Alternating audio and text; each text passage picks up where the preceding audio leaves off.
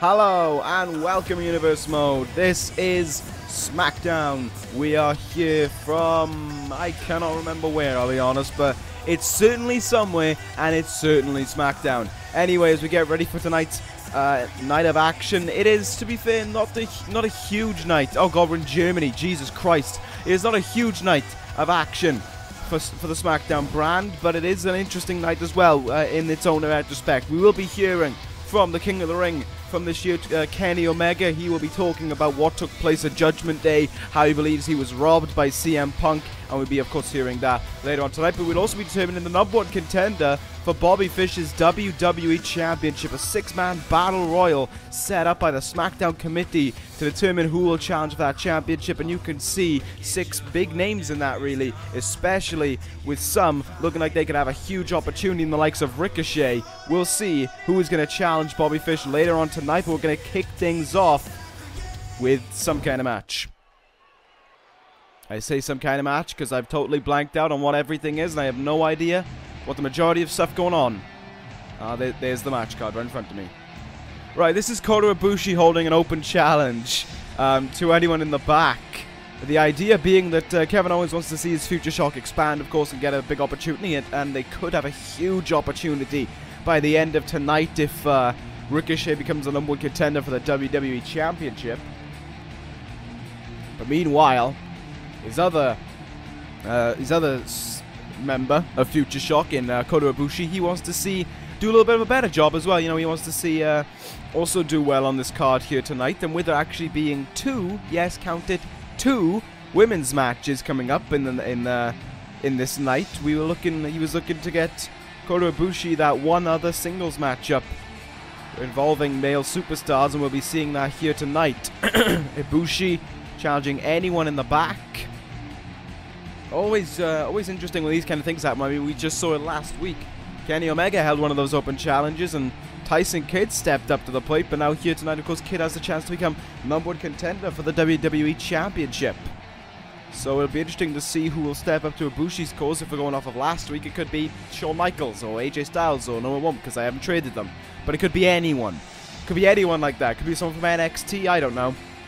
But whatever it is a test in the mind of Kevin Owens for Kota Ibushi. And let's see if this test will pay off. Who's going to step up to the plate for Kota Ibushi? Oh, that is not what Kota Ibushi or Kevin Owens wanted. That's the Intercontinental Champion. That's the Beast. Brock Lesnar has arrived in Germany here to deliver an almighty beating to Kota Ibushi. And Kota Ibushi is in huge trouble. Kevin Owens is not here tonight. Oh dear, oh dear, oh dear. This is bad. Brock Lesnar heads towards the ring. Still Intercontinental Champion. Of course, have to watch transpire at Judgment Day. And now he's going to look to take out some more of the anger that Brock Lesnar always has within him. And he's going to look to take it out on Kota Ibushi. The pyro flies there. And Ibushi just, well, he's not running. He's not backing down from this challenge. I imagine that's something Kevin Owens has been ringing into Kota Ibushi. That's the idea of honor. You know, you don't back down from a challenge. But I would back down from this challenge. I'd probably be around about where that person is with the Roman Reigns shirt over there, probably hiding somewhere around there, just to be on the safe side, I think is the way I'd look at it. But not to be for Kota Ibushi. He is going to stand in this ring and go toe-to-toe with Brock Lesnar. Best of luck with that. And while Ibushi is about to get completely manhandled, I'm going to talk to what we're going to see for the rest of the night. After this, as I said, the women have got two matches here tonight, and they'll be getting them up next. It's going to be AJ Lee taking on Naomi, one-on-one. First time we've seen Naomi in a while, but AJ Lee, of course, defeated someone last week. I'm kind of blanking on who it is for a second as I continuously yawn. Trish Stratus, that was it. And now looking to continue to build momentum here tonight with a win over Naomi. And on top of that, the women's champion, well, the SmackDown women's champion, will be in action when Winter goes one-on-one with Nikki Bella. Opportunity here tonight for Nikki Bella to get herself out on the main stage, to get herself some talking, I suppose, to get herself some gossip within this universe, but she is going up against the dominant women's champion right now, so at least that means we're going to be seeing 2 champions in action here tonight. Because, what else do we have on the card? We have a weird tag team matchup. It's basically 2 men put together to fight a huge team. It's Dillinger and Kalisto teaming up to take on the Ascension. So that's going to work out really, really well in the pockets of Dillinger and Kalisto. They're going to really give them such a hard challenge, I imagine. Yeah.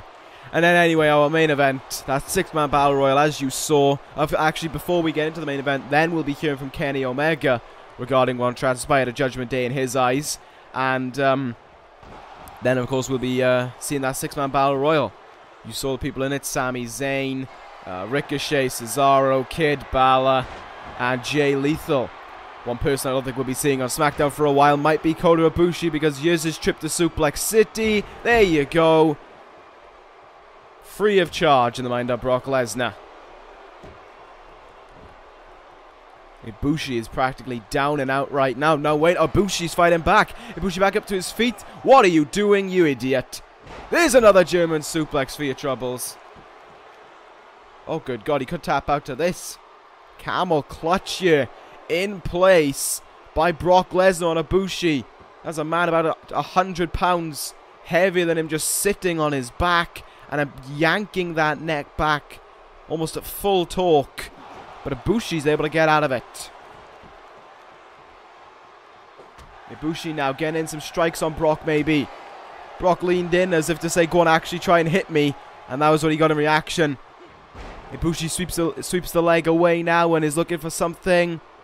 And Brock does not like the idea of that. Back down goes Ibushi, and hope... Oh, he's going to be staying down in a moment. Brock Lesnar loading it up for Ibushi, up on his shoulders. The Ibushi Open Challenge will not be continuing. There's the F5. 1, 2, 3. Brock Lesnar wins. Well, I suppose when you hold an open challenge, you've got to assume the worst. You've got to hope that worst doesn't show up. But that was not the case here tonight for Kota Ibushi. The worst did indeed show up, and Brock Lesnar just decimated the young member. Future Shock. Not what Kevin Owens wanted at all, but you know, when you're on the SmackDown brand, you've always got to watch out when the Intercontinental Champion decides to show up, because you never know when Brock Lesnar is deciding to go for a little feast. You never know when the beast is a little hungry and needs a little snack. That's all that Kota Ibushi will be in the mind of Brock Lesnar, is a little snack. The beast may look to feast in a few weeks, and I'm looking forward to seeing who he may actually be feasting on, because Finn Bálor was quite a hefty amount of food for him. I don't know. We'll see what Brock's going to have in mind, of course, over the next few weeks, and we'll see who's going to be challenging him for that championship. If you want to take that Intercontinental Championship away from Brock, though, you're going to need someone really, really good. Nevertheless, moving away from that, it is time for the women to leave their impact on this episode of SmackDown. I guess what the advantage is of not many people, not much of the huge name talent coming over on this overseas tour. Of course, last week we were in Paris, and now tonight we're in Germany. But I suppose the advantage for that for some of the SmackDown brand is that they get more screen time. Ty Dillinger's getting 2 matches in 2 weeks. You know, and the women are getting a very strong chance here to demonstrate themselves, as we see with Naomi coming towards the ring here to do battle with AJ Lee. It's great to see the women getting more screen time, especially on SmackDown, where the women's division I don't think is going to get as much attention. And that's not meant to be offensive to this women's division. I just think that it's kind of Winter, Sasha, Bayley, and right now just the rest. That's kind of the awkward situation the SmackDown women's division have wound themselves up in, and they've got to look to try and, of course, get themselves away from that pretty soon. And it seems as if there is a woman who might be winding up getting into that upper echelon, who might be getting herself into that next that little stage of those top 3 lie, and that is AJ Lee. She has been certainly continuing on momentum since returning into this universe, since becoming the runner-up in the Queen of the Ring tournament.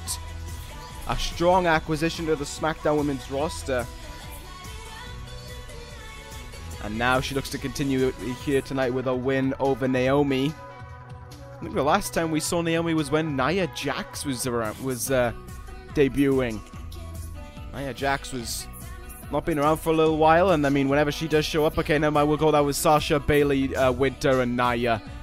Nia's definitely in that upper echelon. Of course, though, Nia has been bested by Winter before, and well, my problem is with Nia is that if someone like AJ Lee steps up to take on Nia, she's going to get destroyed.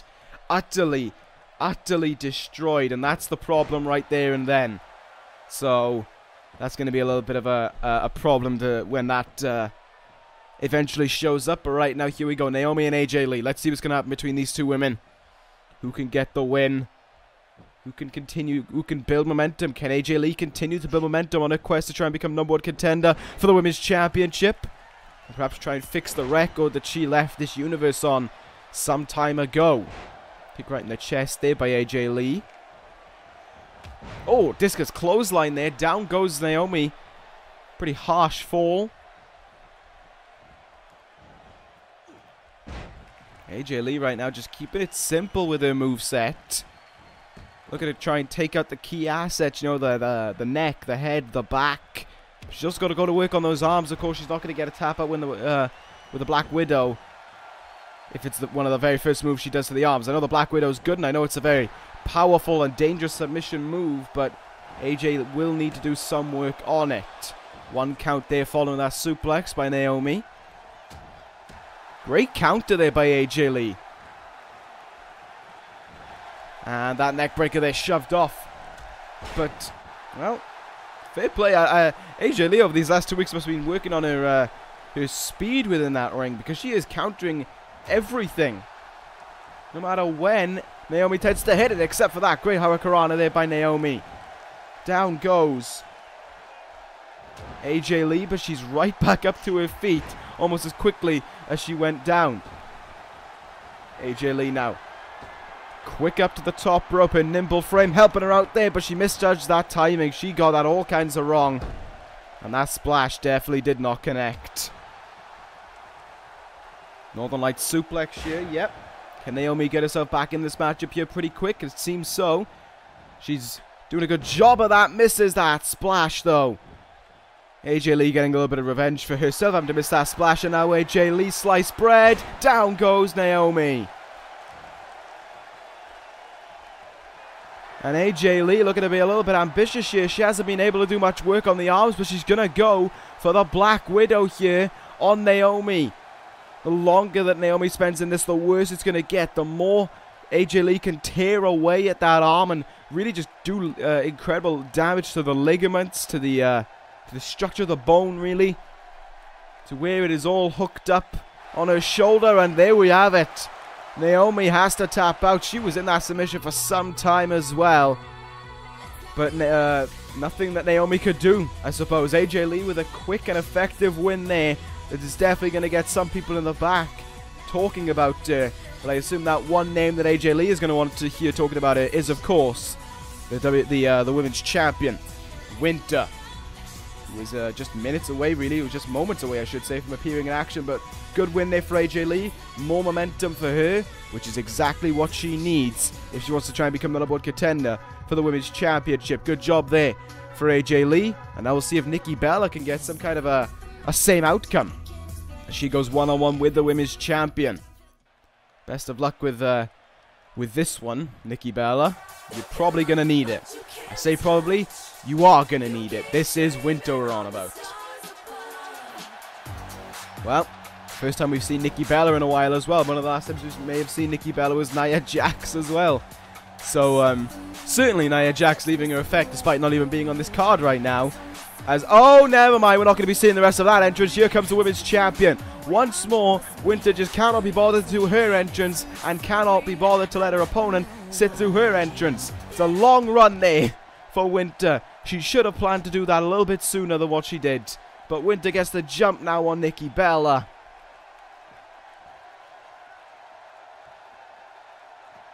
On the outside here. Nikki Bella in a lot of trouble.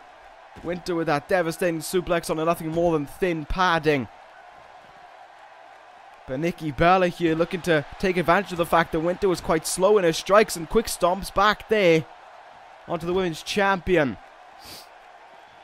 But oh god, she was not thinking straight there. She just looked at Naomi, looked at Winter and just let her do whatever. And that tornado DDT on the mat there, certainly going to do a whole lot of damage. The referee practically powerless right now, trying to get both women in the ring right now. And it seems as if Winter's finally going to get that happening. Nikki Bella still able to stand up on her feet, and for some reason Winter didn't look like she wanted to get in the ring. Then the referee getting in the middle of that one. Sometimes there's nothing I suppose the referee can do other than just get caught with something like that. Nikki Bella now going to look and try and get a little bit of offense in here on Winter. That's not going to happen. Winter with the dominant start here, slamming down Nikki Bella, and good god, well, at least Nikki Bella's hat's come off. You know that must mean it's time to get serious. Never mind, she just got absolutely floored right there and then. Not looking good right now for Nikki Bella, but then again, you would expect that. You are someone who hasn't been on Smackdown in a little while, taking on the ever so dominant women's champion. But Nikki Bella is going to look to try and make a... try and get her name out there really as much as she can. She's countering some of Winter's move shit, but she's unable to capitalize on the offense for an awful lot of it, as we're seeing right there, just thrown back in the corner there by Winter. Her dominance knows no boundaries. Great counter there by Nikki Bella, though, simple but effective. Pushed her away, mistimed her forearm shot, and is going to pay for it. Drive-by kick. And here it comes. Winter lying in wait. Winter's wrath. Down you go. And the women's champion just ended that match almost as quickly as it started. Dominant wins for AJ Lee and Winter here tonight. Wow. Women had a chance to shine, but instead it was just two women who got to get their name out there. Winter once more destructive and dominant as ever. And AJ Lee really proving that her name is going to start rising up the rankings in this division. Keep your eyes out for what AJ Lee is going to be able to do over the next few weeks is what I would say. Because as it currently stands, she looks like she may be on her way for the #1 contendership for that women's championship. Best of luck with that, AJ Lee. No one's been able to defeat Winter since she returned, to my knowledge. And I think it may be some time until someone actually does. But we're going to move on here. Next contest, Dillinger and Kalisto against the Ascension. Best of luck, guys. Well, the count begins. We reach the 10, and the crowd here in Hamburg with their hands up, ready to welcome the perfect 10 towards the ring. Dillinger last week certainly at least put on, well, he put on a decent showing against Sandow. Tried to beat him at nearly every single corner imaginable, but it was just not to be. And instead, Dillinger ended up suffering that loss to Sandow, and I imagine wherever Sandow is, he's got to be frustrated at the fact that he has picked up a strong win last week, and he's not in that #1 contenders match, but someone like Ricochet is, who we haven't seen on SmackDown for a little while. So it's got, I got to assume it has to annoy him. But who knows what Sandow may say, and that we may hear from Sandow at some point, maybe next week. I couldn't tell you, but right now, Dillinger looking to get a little bit of momentum, looking to try a little bit, because I'm being serious, a little bit is probably the most he's going to be able to get. If he can nail about 5 moves in this matchup, if he can nail 10 moves in this matchup, that would be outstanding. But if he can, if he can get in 5, that'll be good enough, I think, in all honesty. Because this is the Ascension we're on about here. Kalisto now, I believe, might be making his debut here on SmackDown. Came over from ECW in the supplemental draft, and Kalisto here looking to try and make a lasting debut. Once more, best of luck with that. A lot of best of luck with that's going on around here. But yes, Kalisto heads towards the ring. He jumps into the ring there. There's the quickness of Kalisto that he may want to heavily rely upon in order to try and remain to try and just get a win here tonight, really. I mean, I'm trying to give these guys some kind of faith, but it's incredibly difficult to do that when, one, you've never teamed up with each other in your life, and two, your opponents are the Ascension. I mean, how difficult do you look at to try and make my life around here, to try and hype you up, to try and give you some kind of praise? Fact of the matter is, I really don't think I can give you any praise. I really just think you are out of luck, and it is time for the Ascension to rise and get ready for their matchup here. The Ascension have got to be livid with themselves for what happened at Judgment Day. Of course, if you did not see that pay-per-view, which I instruct you go back and watch, because as much as I hate to say it, being the general manager of the ECW brand, it was one of the best pay-per-views we put on in some time. I'll say that as much within this universe.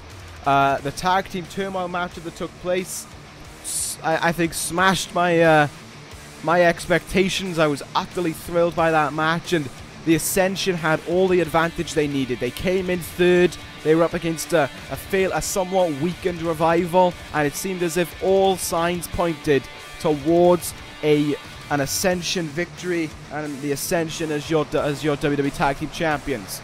But the Revival played spoiler. The Revival forced a swerve in the road, knocked the Ascension right off it, and went on to claim their own prize. The Revival becoming the WWE Tag Team Champions as we saw them in action last week. And I assume that has eaten away at the Ascension ever since, as they now look to try and become the first team to challenge for those tag team titles. Looking to become the first #1 contenders for the Revival's tag team titles. But who knows? The Dangerous Alliance may be lurking somewhere, and they may believe that they have a will, if you would say, not a will, a writ towards that championship. Definitely don't think the tag team titles are dead. Corner anyway, starting things off. It's going to be a little bit of a difficult night for these two men when the leader, well, not the leader, but the bigger guns, the more effective of the two of the Ascension, is starting this one off. Hi, Dillinger there. Great reversal. Nice reverse DDT there. But it accounts to roughly absolutely nothing. Elbow drop. Hefty landing as well for Ty Dillinger. Gotta think where the Revival, I think, are backstage tonight. And they're going to be looking at the Ascension. A team that trade falls really 1-to-1 in tag team matches now. The Ascension defeated the Revival a few weeks ago on Smackdown, but the Revival got the win when it mattered, of course, for those tag team titles at Judgment Day. Still incredible to believe that the Revival were able to become WWE Tag Team Champions. I hope their reign is a very successful one, but with the Ascension following your every movement and wanting those titles to be their own, you know it's not going to be an easy reign at all. And they are proving just why right now, with how much they are tormenting Ty Dillinger here. Kalisto unable to even get a fingertip towards Ty Dillinger to make that tag. And you got to think, if a tag isn't made in this match between Dillinger and Kalisto, it's not because Dillinger didn't want to make the tag, it's because Dillinger flat out couldn't make the tag.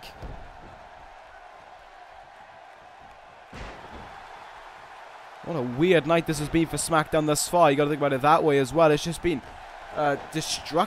destruction kind of matches. Easy victories for so many people. Brock, AJ, Winter, they've all just picked up these very easy 3 counts. Or submissions as well. So it's been a relatively easy night, and it's seeming like it's going to be just after the Ascension as well right here, right now. You hear the crowd, they're trying to get something out of Ty Dillinger. They were chanting 10 there. They were hoping for some kind of success for Ty, but he is really struggling right now. Able to send Victor into the corner again once more, and Victor now shoulder first into the ring post. Ty, run, make the tag. He had such an opportunity there to really get an opportunity for his team back in the matchup, but Victor so quick to close him down. And now Connor back in the ring here. Now it's just a question of, when's this match going to end? How much more? Can he hang on? The answer, maybe just seconds. Flapjack there by Connor. And here we go. In the corner. Tag made. It is time to end this one with a Fall of man. Dillinger down. Kalisto falls to the outside despite not even getting a tag in this matchup. Ladies and gentlemen, your winners by pure ease, the Ascension. They didn't even have to try. Utterly destructive performance there by the Ascension. And I know it was against two men who have not teamed against each other at all. But you have to look at the dominance that was portrayed within that victory. The destruction that the Ascension brought in that simple victory for them. You got to think that it may see them get that opportunity that they need, and the Ascension may think they deserve for those WWE Tag Team titles. Great win there for the Ascension. Will continue to build momentum for them, but they'll just need that a little bit more if they want to become #1 contenders. But anyway, we're going to move ourselves away from that. It is time to hear from the King of the Ring, the cleaner, Kenny Omega, with words to say about what transpired at Judgment Day. Let's hear what Omega has to say on the matter. Of course, for those unaware, at Judgment Day, Kenny Omega squared off one-on-one against CM Punk and believed that he had the victory in the palm of his hands, really. But CM Punk hit a GTS, and it seemed a bit of a weird ending. He got the 3 count, but there were many people, including myself, saying that Omega's arm was under the ropes, and therefore the referee should have called for the rope break. Omega deeply annoyed that decision wasn't reached, and is now going to talk a little bit about what happened at Judgment Day, it seems, right here, right now. There you go, right away. I will not stand for what took place. Omega deeply dissatisfied with what took place, and it seems as if already he's talking about his problem with the referee, with CM Punk as well within that matchup. So you can certainly tell the frustration within Omega, and I'm gonna have to disagree with you there, Omega. I think it may be the other way around. Punk is one of the hardest working men out there. You seek your own benefits. You're the kind of person who doesn't care about the crowd. Punk is one of the first men in this arena and one of the last to leave. So that's the way you got to put your eyes on now in Omega. But it does seem as if he wants to take on Punk once more. He is challenging him again at SmackDown's next exclusive pay-per-view. He wants to square eye to eye, face to face with CM Punk again. And there it is. No outside interference in play. You ready to give up what you never deserved. Omega not only saying that it is time for Punk to hand the limelight, the spotlight, over towards Kenny Omega, but saying as well that the Punk never deserved that spotlight. Omega brimming with confidence right now, despite that loss, though. Frustration may be within Kenny Omega. Who knows? Who knows what CM Punk's answer will be? We'll hope to hear from it soon. But Kenny Omega this time, well, once more really, laying down the challenge towards CM Punk. Will Punk accept the challenge once more? We'll find out. I mean, he might as well. You got to remember, after tonight, the only thing that's going to be open for CM Punk is going to be the Intercontinental Championship or Kenny Omega. Because tonight, right here, right now, we're going to be determining the #1 contender for the WWE Championship. Out first, the Swiss Superman Cesaro, who SmackDown Korea has not got off to a very strong start. Well, he hasn't picked up a win, I believe, since arriving on the SmackDown brand. So it has really not been an effective night here for Cesaro, and that may be a bit of a questionable call in that case to put him within this matchup. But then again, the past that Cesaro has had, a former ECW champion, former Mr. Money in the Bank, former WWE Tag Team champion, ECW Tag Team champion, ECW Television champion, blah, blah, blah, blah, blah. Cesaro's accomplished quite a lot is what I'm trying to get at. It could be a win here tonight for a member, of course, formerly of the NWO, but was ousted from it, of course, in a coup against him nearly a year ago already. But here comes Sami Zayn, a man who would love to get his opportunity for that WWE Championship once more. Sami Zayn, of course, the former WWE Champion, the man who was destined to meet Bobby Fish in a one-on-one matchup for the WWE Championship. I think it was a winner-take-all scenario that was supposed to be transpired, but of course Sami Zayn was written off on the shelf by the now current Intercontinental Champion, Brock Lesnar. However, I know Zayn And I know Zayn still craves that opportunity for that championship matchup, just as a what if. He would love to see that take place.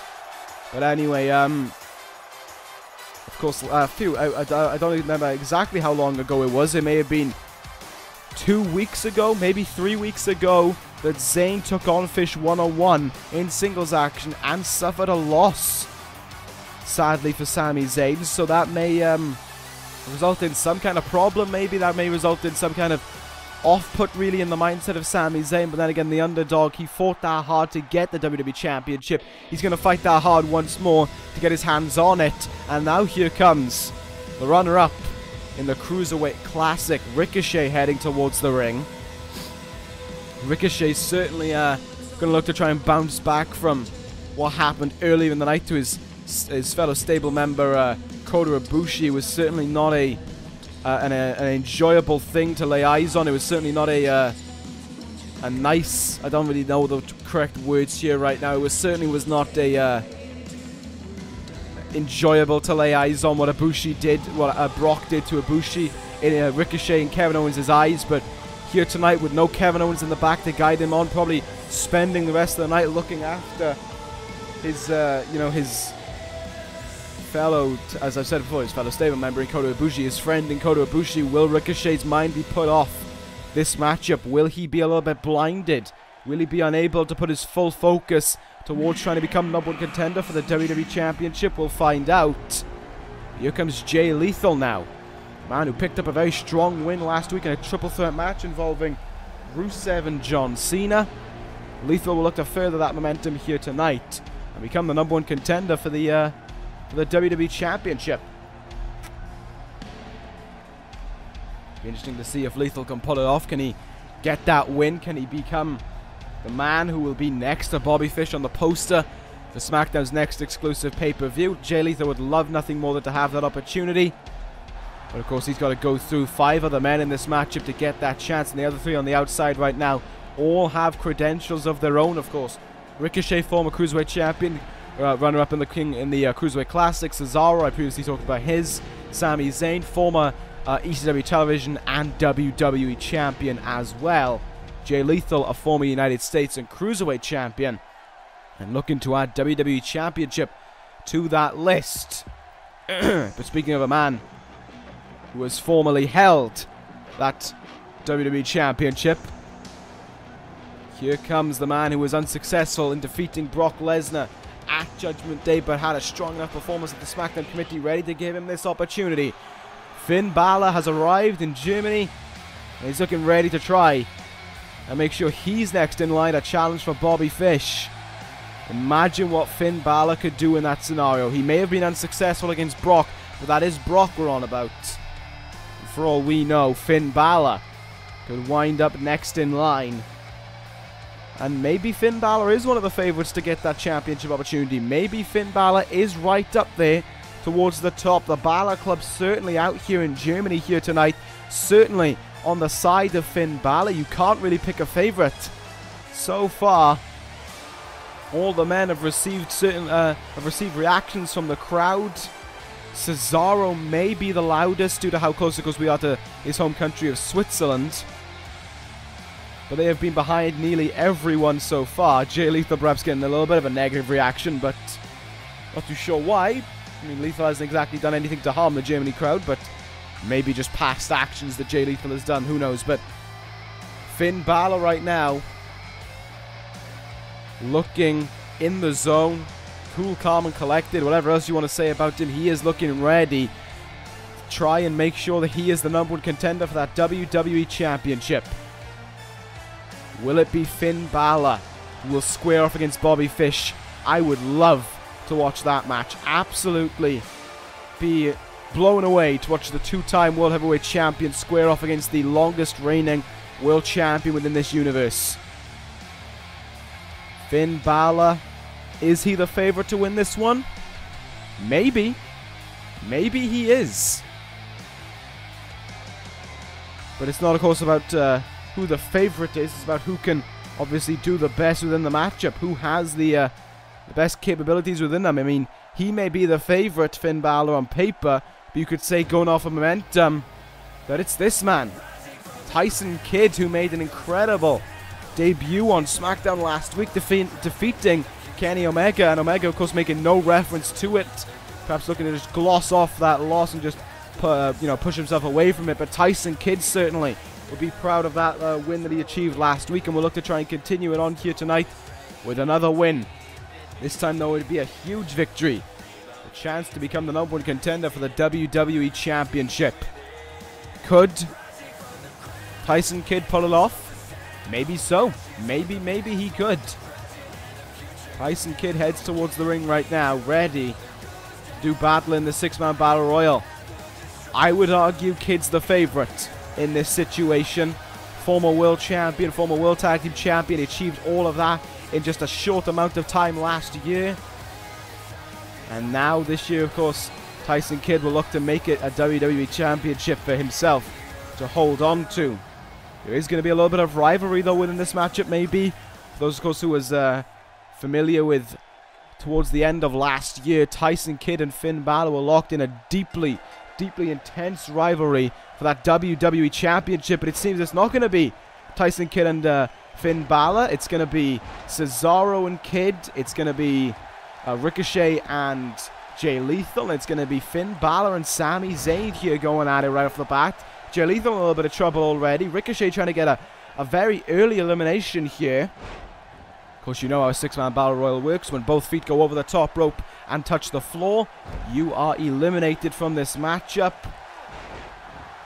Key term, of course, being both feet. One foot touches the floor, you are, of course, going to be safe and you can quickly get back in this matchup. So, if you land on one foot on the floor and you're able to hop yourself back into the ring, you'll be okay and you'll be able to hang on in this matchup, just like Tyson Kidd. Speaking of hanging on there, Tyson Kidd skimming the cat to stay in this one. Finn Bálor also making sure he stays in the ring, and Cesaro doing exactly the same there. Only difference being he was unable to bring himself back up over the top rope there. Ricochet might be in a bit of trouble early on here. Be too early for Ricochet to get eliminated, and it seems just that. Hanging on. Finn Bálor getting reversed by Sami Zayn there. As Cesaro once again looking at a little bit of danger here. Kidd looking for that elimination. Just unable to get it. I think the key thing that these men might want to do is wear each other down before they can try and eliminate one another. And that, it seems now, is what all 6 men are looking to do. Or the 3 men in control anyway. That is what they're looking to do now. Wear down their opponent. Get a little bit of damage done to them. Makes it easier really to get them over the top rope. Sami Zayn now. A little bit of a nice swanton splash there down onto Bálor. Ricochet going to look to try and eliminate Jay Lethal once more. Can Kidd get that huge elimination on Cesaro? Oh, he's got him up. Oh dear, Sami Zayn in a very dangerous position. Hanging on to that bottom rope. So Cesaro just about hanging on there. Sami Zayn does the same as well. Jay Lethal, Michinoku driver there, the Ricochet. My goodness, this is all kinds of action going on here. Once more, Cesaro looks to try and hang on. Kidd destined to try and get rid of the former world champion. We've got what? We've got 4 former world champions in this matchup right now. That is incredible to think about, really. 2 former cruiserweight champions in this matchup, and they're going after one another. Finn Bálor might be in trouble here. Zayn unable to eliminate him. Capture suplex there, reversed by Tyson Kidd, and Jay Lethal hangs on with ease. Elbow drop there by Finn Bálor, who has kept Sami Zayn grounded well now for a little bit of time. Kidd up on that second rope, as is Finn Bálor. We may see some stereo movesets going on here. There's a drop kick to... Oh, speaking of drop kicks, Jay Lethal just about hangs on. Oh, all 3 men nailing drop kicks of their own accord. Only difference being that Ricochet was to try and eliminate Jay Lethal. We couldn't do that. And now Ricochet in huge trouble here. Teetering. Ricochet just about hanging on. Cross-armed powerbomb there by Cesaro, and Sami Zayn just about hanging on in this one. Finn Bálor's Tiger Suplex is reversed by Sami Zayn.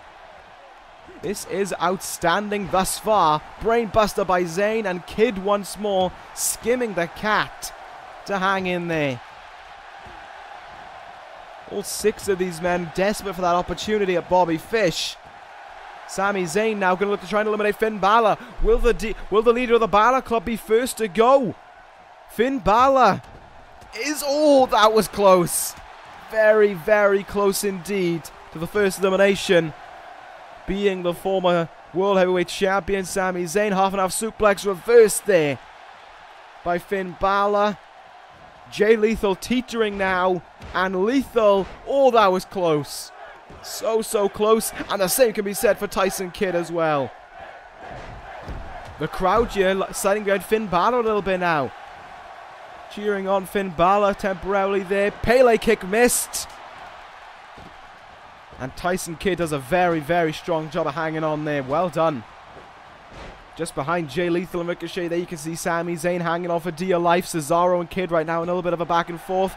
Jay Lethal trying to hang in there. Lethal, though, can't stay in there any longer, and he's out of there.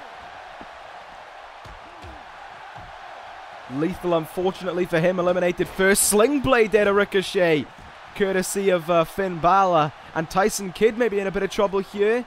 Will he be going? Oh, this is looking dangerous. No, Kidd hangs on. Bálor can't be the same said for him. Finn Bálor eliminated, and then there were 4.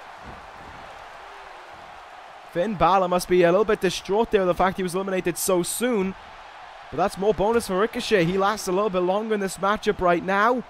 But maybe not much longer. Sami Zayn looking to try and get rid of him here. Looking to try and thin the herd. Ricochet, oh, that is close. Pulls himself back in as well. Great job there by the young man. Gets himself out of that attempted sidewalk slam, it seemed, maybe, or backbreaker. And now Ricochet going to work on Sami Zayn. Meanwhile, Kidd and Cesaro going at it. Great counter there by Cesaro. Kidd teetering underneath that bottom rope. Pele kick there in the background by Ricochet. Uh-oh, Ricochet though taking over the top rope. Sami Zayn now. Drop kick. Ricochet's out of here. Kidd in trouble. Kidd's out of here. We're down to 2. Zayn and Cesaro to become the #1 contender for the WWE Championship. Can Zayn eliminate Cesaro? Can he get him out of there? Sami Zayn eliminates Cesaro. Sami Zayn is the #1 contender for the WWE Championship. Zayn gets exactly what he wanted. The rematch that he has waited almost a whole year for.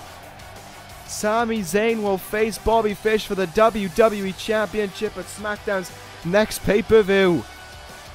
Dismay there for Cesaro. Kidd and Ricochet just in seconds. They were eliminated one after the other. But it is Sami Zayn who is your winner. And I am so glad to see that Sami Zayn will be challenging for the WWE Championship once more. The underdog has done it once. Can he pull it off for a second time against arguably the greatest world champion we have ever seen within this universe? Maybe so, but you know Bobby Fish now has got his eyes locked on getting closer and closer to that 1 year as WWE Champion. And Sami Zayn is an underdog that needs to be taken out back and taken care with. Great job there by Zayn. Congratulations to him. That'll end this episode of Universe. Thank you guys for watching. Take care, guys. And ta-ra.